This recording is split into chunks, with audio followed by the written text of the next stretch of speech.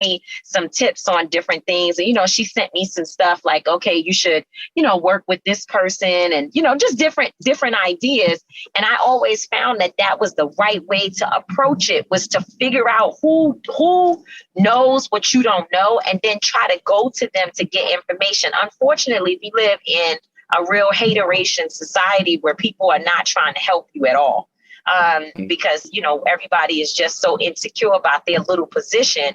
But I'm appreciative of the sisterhood that I've had that has helped me to prepare myself to show up as in the best ways in which I can.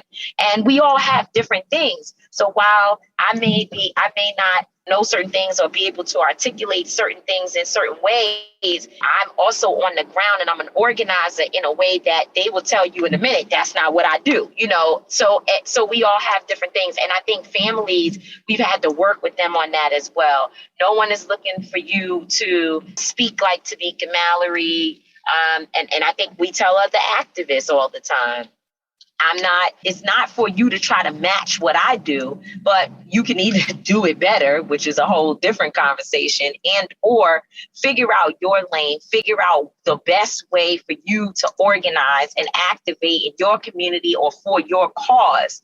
And so, I hope that answers the question. And I guess it's all about each one of us getting comfortable, understanding that we've been called into this place, even through a crisis, for the reason that is specifically designed for us. And that all we can do is try to work within that frame. And it's really sad for families, because you have people, moms and dads, who have never in their lives been in front of a microphone or had to speak publicly or had to now look at their social media and take down their jokes about whatever, who knows, God knows what.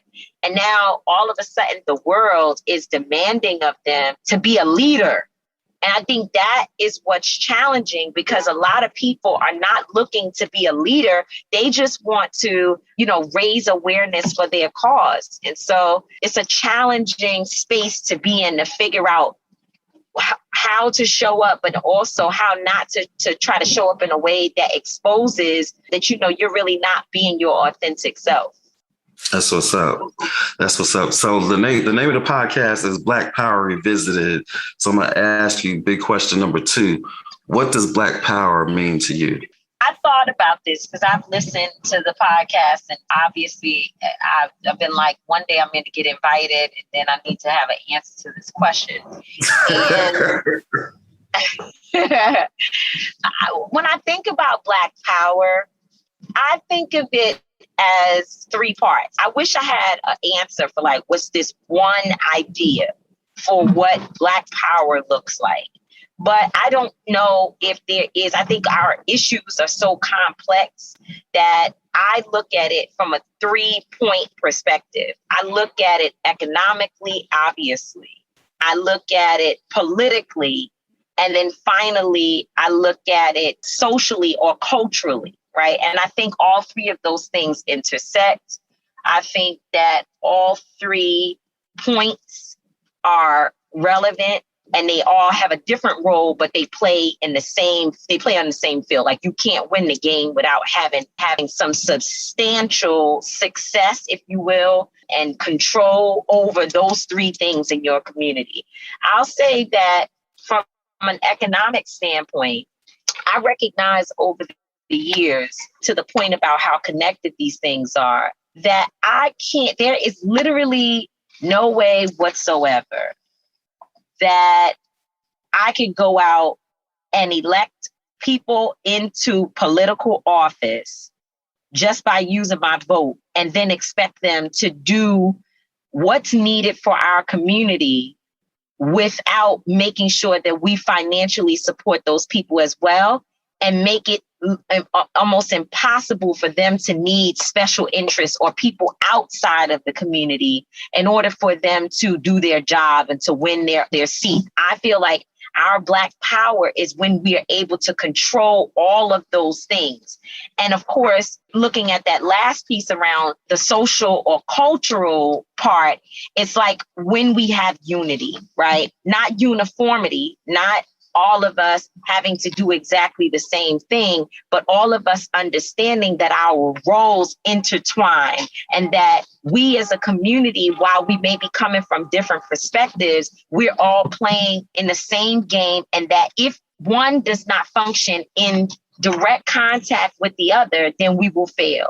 And so when I see Black Power, I see it as knowing that Ray, who lives in Jamaica, Queens, where I am today, that he knows he economically, he is thriving. Politically, he knows exactly who is responsible for his community, and that person is accountable to him.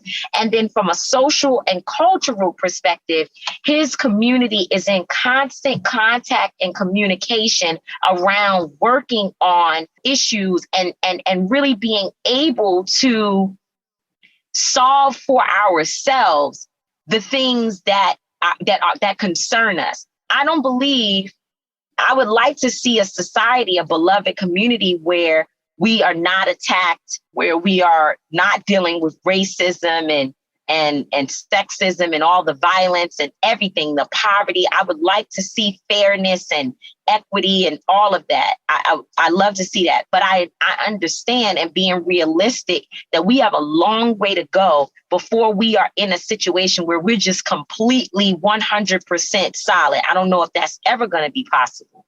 But I do think that having a substantial control and/or having substantial success in those three areas, that our economic conditions in our community, we control it and it continues to grow, and we continue to circulate our own dollars.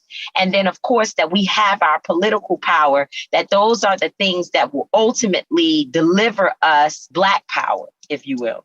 My, oh my. One of the main forms that has been used against us by other folks to maintain power over us has been the power of brute force, right?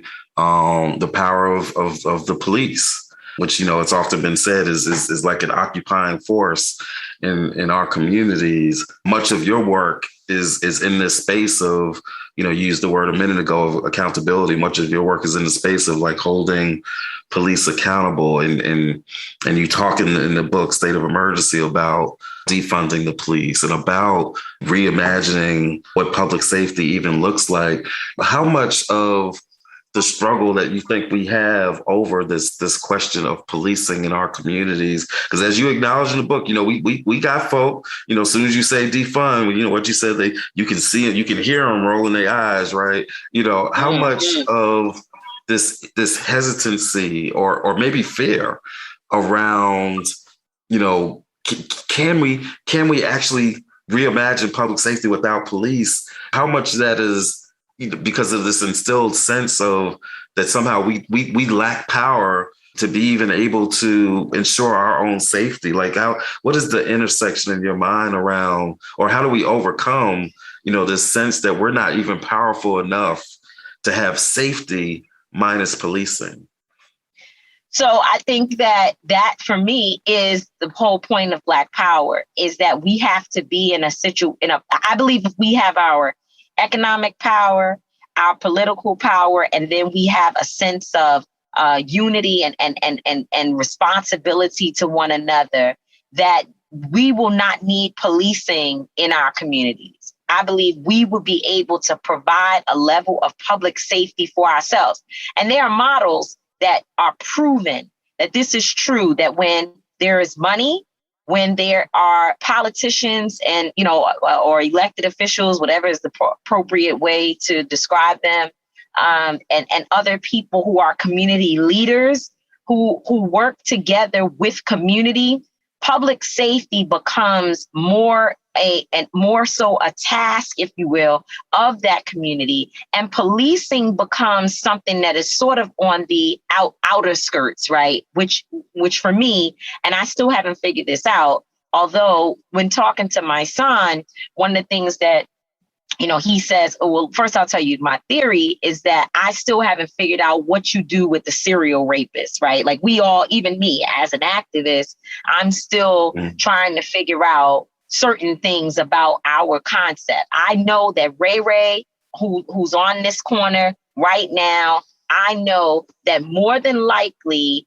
his issues can be addressed by us providing him with a number of services that he needs and making sure that he's able to go to the places and spaces that will help him no matter what his circumstances are, right? So I know that theory works. But if there is a serial rapist, terrorist, or something like that in the community, I'm still trying to figure out how we deal with that. Now, my son's theory is that if you had more more therapy and counseling and support like that in school at a young age, and more people were going to get the mental health services that they need, one would be able to identify certain traits in an individual and address those issues early on, which may reduce even the amount of people, a person who might just take someone's life, or someone who might rape a woman or a man or whomever.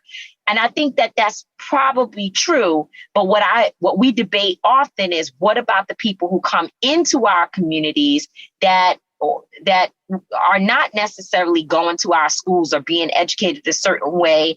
I don't know. I'm still trying to figure that out. I do believe that there's a role for the men and women of the community to be vanguards, to take a position. I'm actually with my brother right now, who is in the Nation of Islam. And clearly, I know that they have been able to work on people who are even the serial rapists, even the most dangerous, right? But I still think that, or at least I still know that in some situations, even the brothers in the nation communicate with law enforcement. So I think that there does have to be an established entity, but I don't think that they will be as needed in our communities if we have the Black economic and political power that helps us to control the comings and going of our own people. Yeah, it's such a rich conversation. We could go on this for hours, because there's that question of, what do you do with certain individuals, right? But there's also, what do you do in the meantime? Because I agree with my son's theory. And real quick, let me give him a shout out, because he had one of my favorite lines in the book was from the piece that he wrote. And there's a line in his piece where he says, I'd growing up, I didn't want to be the king of the jungle. I just didn't want to die there. And I thought that was such a deep line that he had. So shout outs to him. But I agree with his theory that if we're building the kind of society that we're a society that got Black power in terms of economics and political and social, and that's rooted in Black love and equity, and that has like holistic healing from birth and everything, then you don't have to. Theoretically, we wouldn't have some of the ills that we're talking about, but there's this question of like, what do you do in the meantime? Because that's a long-term process of creating that vision. So this is such a rich discussion around the nuts and bolts of how we create this society and what do we do about public safety in the meantime. But what's clear is that this system, this thing is not working, right? And or it is working. It's doing exactly what they designed it to do. Last question, because I know you got to run and we only got a minute left. Last question, and sometimes this is the most difficult one.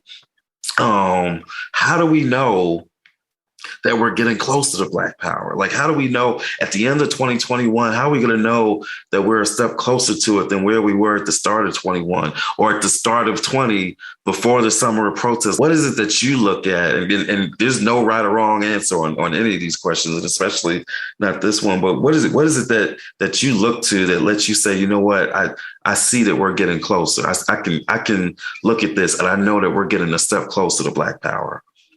You are 100% correct that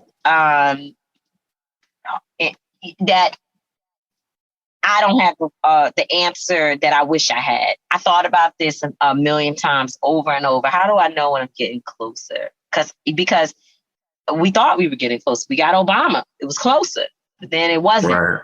And so every time you think you're getting closer and then you're not. But you know what, Cliff? I saw on my good friend, she is a